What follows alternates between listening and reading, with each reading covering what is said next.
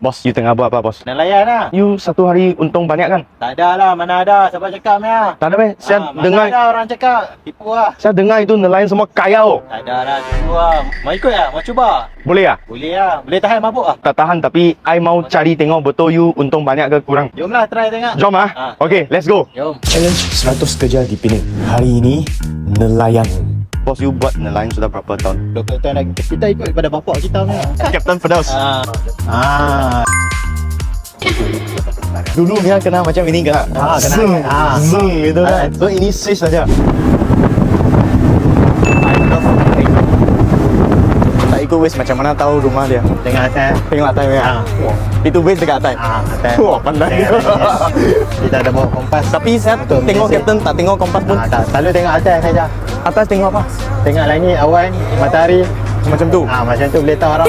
Wah, tengok itu merah punya color ong. Oh. Balik? Balik lagi. Balik lagi? Balik lah. Macam tu je. Macam tu. Okey, balik. So abang you pandai masak ikan? Tak Pandai. Pandai pancing ikan. Pandai tangkap ikan saja. Pandai tangkap ikan. Masak tak pandai. Masak tak pandai. Makan okey. Makan pandai. Makan banyak. Makan banyak. Kalau sekarang perut sakit macam mana? Macam ni. Macam ni lah. Belakang Keluar sikit lah. Belakang sikit lah. Ini betul tak? Betul ya. Tak salah ni. Tak salah. Ini tak boleh tolong mah, betul tak? Betul. Kami manusia mah. Sama saja. So kalau macam ini ikan banyak datang. Dia mesti mau pakai uniform kan? Bukan kan nak masak Tarik macam ni je. Tarik. Tu ikan. Oh, ikan. Tangkap. Okey, tangkap. Tangkap bala. Okey. Lagi satu. Duri. Jangan pegang. Ada duri. Oh, ini ada duri. Jaga. Tengok, jangan buang sampah dekat dalam laut. Jangan buang sampah dalam. Tengok.